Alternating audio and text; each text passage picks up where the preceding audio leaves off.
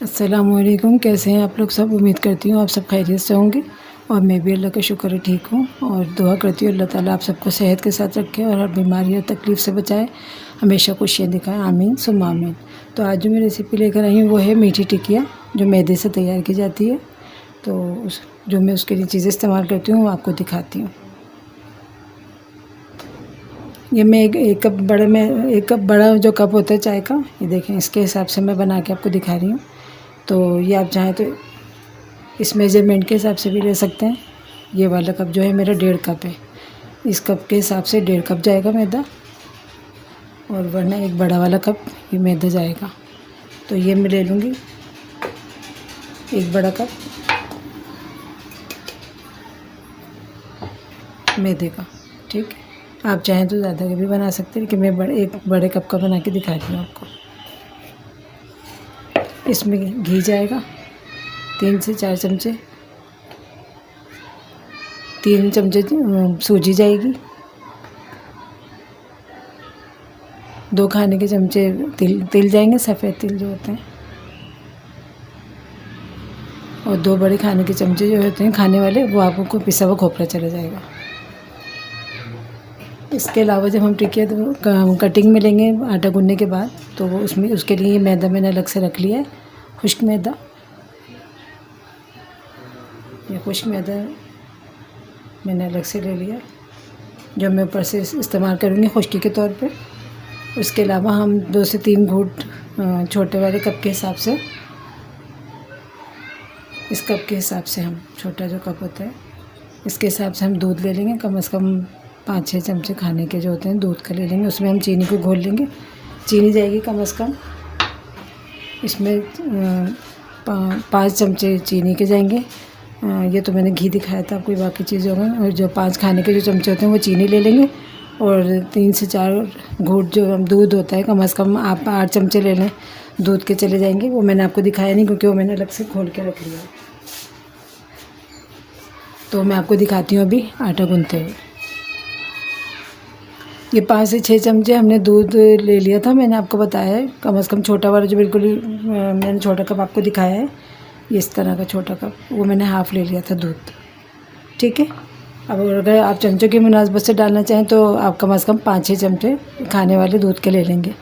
और उसके बाद आप उसमें जो मैंने चीनी बताई आपको, कम से कम 5-6 चमचे ही हम चीनी के लेंगे खाने वाले। उसको हम दूध के साथ पका लेंगे इस तरह से।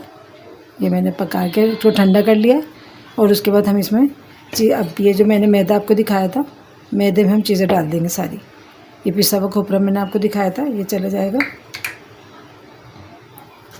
सूजी चली जाएगी, घी चला जाएगा,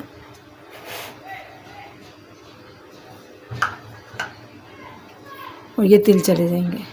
अब चाहे तो इसमें से आप थोड़े से तिल बचा के रख लें ऊपर से गार्निश के लिए। मतलब जो हम जब टिक्कियों को कटिंग करेंगे आटा गूंदने के बाद, तो उसके बाद हम चिपकाना चाहें तो थोड़े से उस पर डाल लेंगे। इसे थोड़े से मैं बचा लूँगी, ये देखिए, थोड़े से बचा के।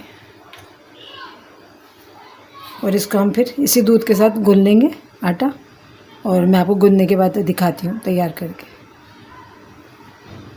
ये मैंने आटा गूंद के तैयार कर लिया है, मैंने आपको दिखाया था कि मैं जो दूध में जो मैंने चीनी घोल के उसके पका लिया था चूल्हे पे, और उसको हल्का सा बस गाढ़ा सा हो गया दूध, चीनी घुल गई सारी।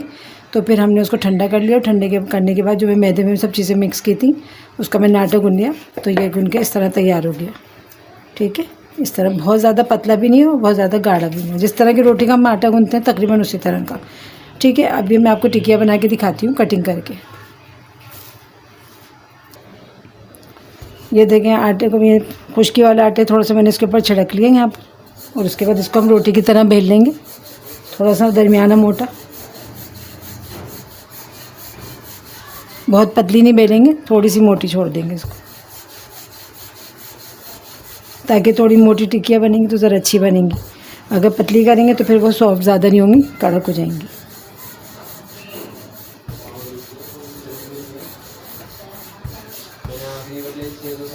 ये बस इतना कर लेंगे, और कोई भी ढकना ले लेंगे अपना, क्या उससे हम कटिंग कर लेंगे।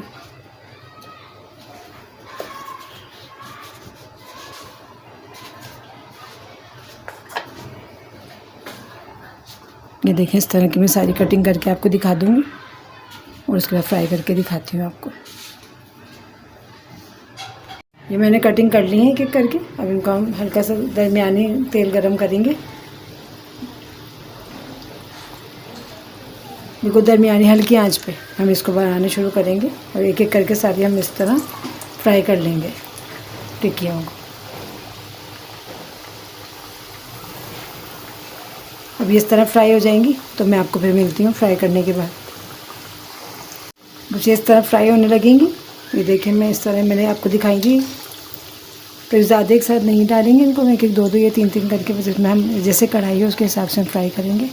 तो एकदम सारी नहीं डालीजिएगा क्योंकि फिर ये टूटने का ख़तरा है। तो ये देखें अब इसे फ्राई हो रही है आराम से, तो इसलिए जल्दबाजी नहीं कीजिएगा। बस एक दो या तीन करके आप उसमें, अगर बड़ी कढ़ाई है तो फिर ज़्यादा घी डाल के, इसमें मैंने घी इस्तेमाल किया है। आप चाहे तो तेल भी इस्तेमाल कर सकते हैं, लेकिन मैंने इसमें घी इस्तेमाल किया है। ज़्यादातर अच्छी खुशबू आती है, वनस्पति घी हो तो ज़रा अच्छी उसमें मज़े की खुशबू आएगी। तो दूसरा ये कि जब हम इसको टिक्कियों को इसमें डालेंगे तो उससे पहले एक थोड़ा सा हल्का सा छुरी का कट लगा देंगे बारीक बारीक सा, ताकि उसमें बिल्कुल हल्के हल्के से, ताकि उसमें ये फूलेगी नहीं, और फूलेगी नहीं तो फिर ये अच्छी बनेगी। दूसरा ये कि इंशाल्लाह तैयार हो जाएंगी आपको। और दूसरा बहुत ज़्यादा तेज़ गरम तेल में नहीं डालना है, हल्के आंच पर आप तेल को घी को रख देंगे गरम करने। उसके बाद एक एक करके आपको डालेंगे। इंशाल्लाह आपको ये पसंद है कि रेसिपी मेरी। इंशाल्लाह नेक्स्ट वीडियो में मिलूँगी आपको। और मेरे इस चैनल को लाइक करें, सब्सक्राइब करें, शेयर करें और दुआ में याद रखें मुझे। और सब्सक्राइब के साथ बेल आइकन का जो बटन है उसको ज़रूर आप क्लिक करें, दबाएँ, ताकि मेरी हर नई आने वाली रेसिपी आपको आसानी मिल सके। तो शेयर किया करें और सब्सक्राइब करें, लाइक किया करें, और मेरे कमेंट्स में ज़रूर बताया करें कि मेरी रेसिपीज़ आपको कैसी लगती हैं। तो दुआ में याद रखिएगा। और इंशाल्लाह मैं भी आप सबको दुआ में याद रखती हूँ। तो मोहब्बत और प्यार चाहिए आप लोगों का। इंशाल्लाह तो अच्छी और नई वीडियो के साथ मिलूँगी और आपको ये गार्निश करके और सर्व करके मैं आपको दिखाती हूँ डिश आउट करके। अस्सलामु अलैकुम रहमतुल्लाह।